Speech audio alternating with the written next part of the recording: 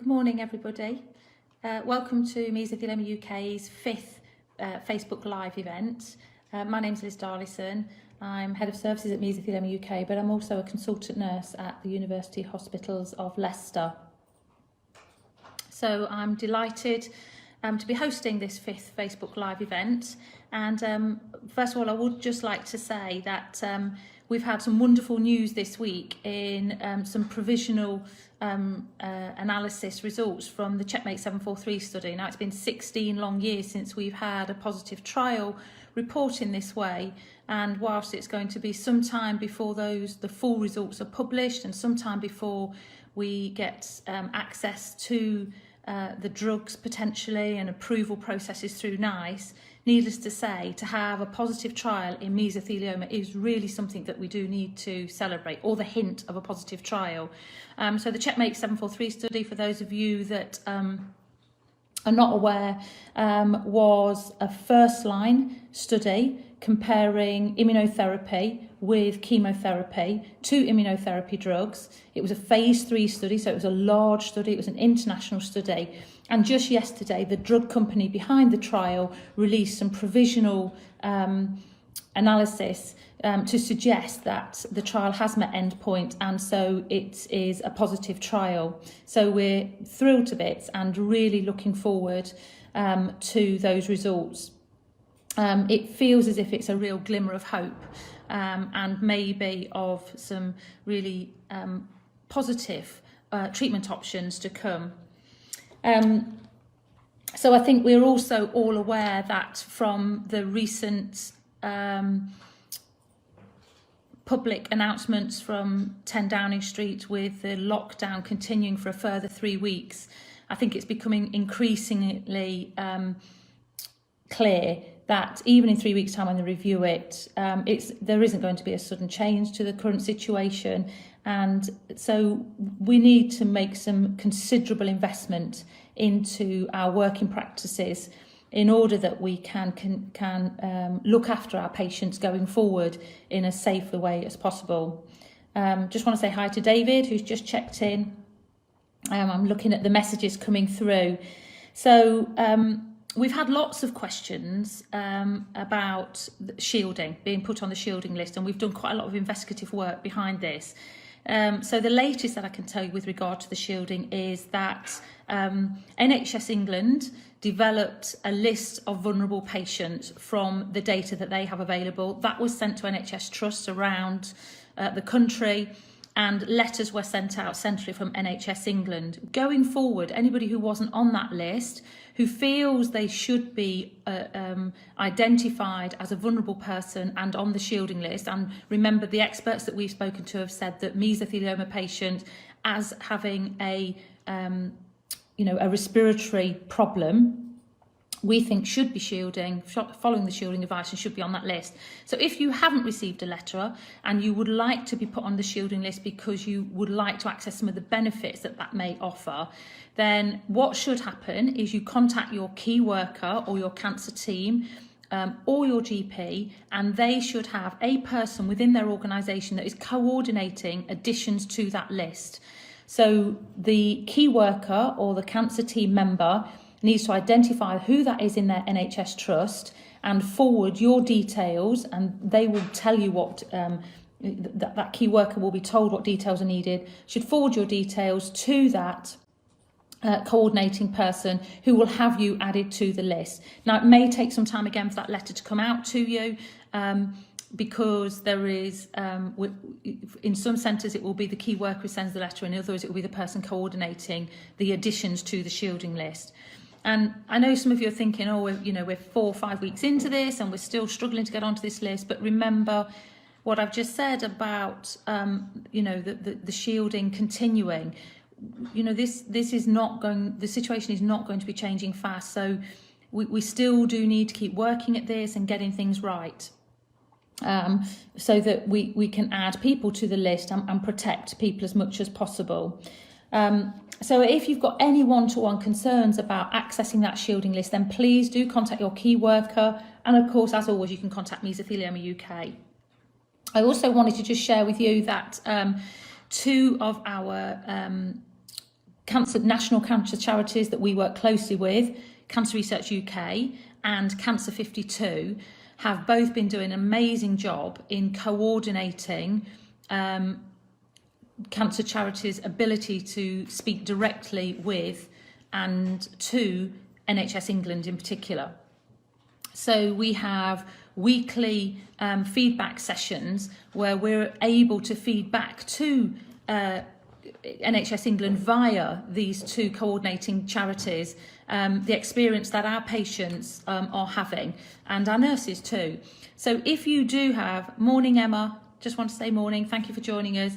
So if you do have any feedback that you would like to share with NHS England, please do send your thoughts through to us, send your comments, and in a more formal way to capture that, to really give voice to what you're experiencing, to the impact COVID-19 is having on you and your treatment. Mesothelioma UK are going to embark later this week on a patient survey, and I'm delighted that Mavis Nye has helped me put together this survey and is going to be helping to distribute that.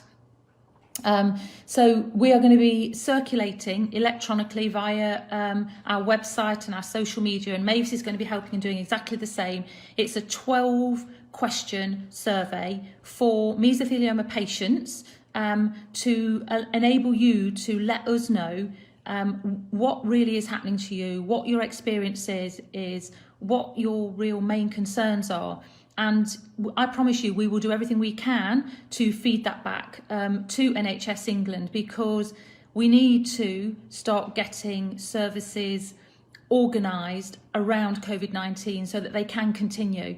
So we need to try and work with NHS England and our devolved nation NHS departments to get cancer services back on track for all cancer patients.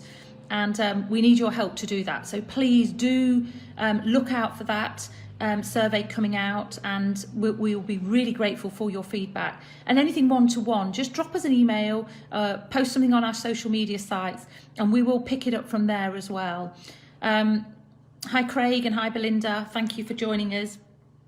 And I think I also want to say that cancer teams generally, so oncologists and cancer nurses and managers in cancer services, are really eager to adapt services and get things back on track for all cancer patients, providing it doesn't pose risks to our cancer patients.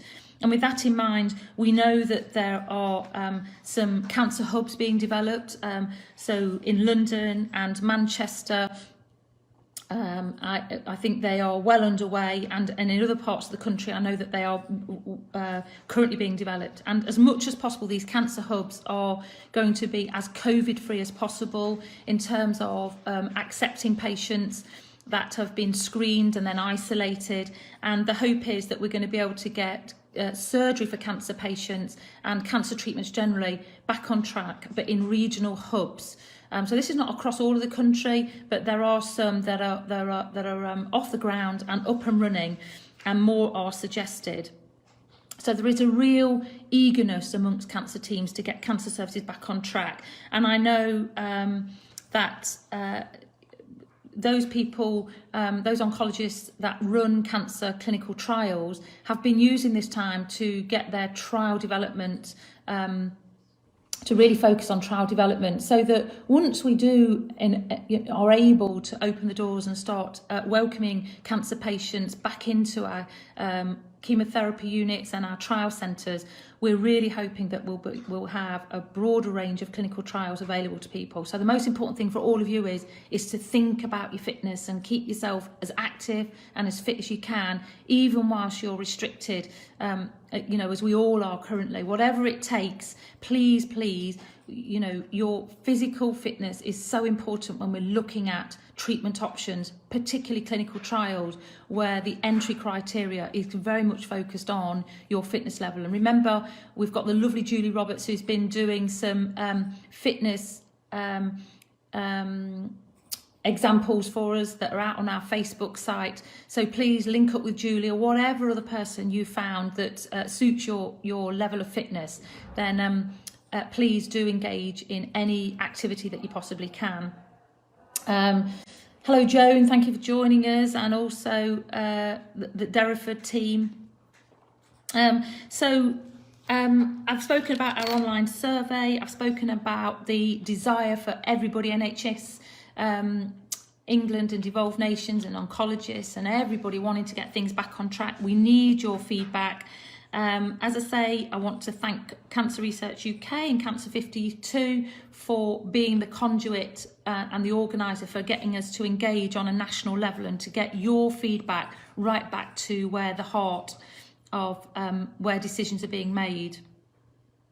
Spoke about the shielding list again and how to get yourself on that shielding list, and it may be that you have to advise your key worker about how that's being managed within their centres. And if you know, as always, you can contact Mesothelioma UK. I would just really like to urge you as well, if possible, to keep yourself connected. And remember, we have got our Facebook groups. Please engage with them and keep yourself chatting and talking to people who are going through similar experiences to you. It can be so supportive for you to just reach out to each other, far better sometimes than reaching out to somebody like me, you know, just to reach out to other people who are also living with mesothelioma, who may be having the same fears and concerns as you. So, you know, I know that Mavis has been saying there's been a lot of activity around through the Meso Warriors, and you know, I really encourage you to, as much as you can, to keep connected with each other, because you will gain support from each other that you can't get from other people. With that, I would just also like to say, Meso UK, we need your support, like all charities and all businesses and everybody. You know, we are really struggling with our fundraising income currently, because clearly there's no fundraising happening. So we have got some alternatives on our website. We've got some virtual fundraising opportunities that we'd really love you to have a look at. And we've also got the Meso UK team who are doing the 5,000 in 5, so 5,000k in 5 weeks.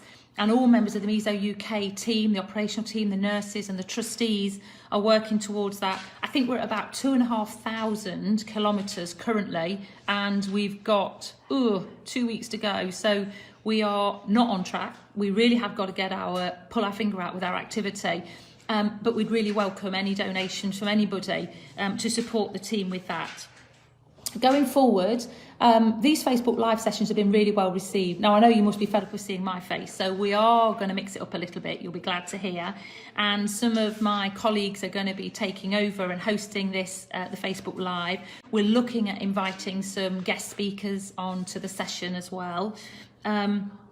So again, if you've got any comments on that and people that you would like to see, then please do drop us a line again and let us know people that you would like to see us interview or invite onto the Facebook Live sessions.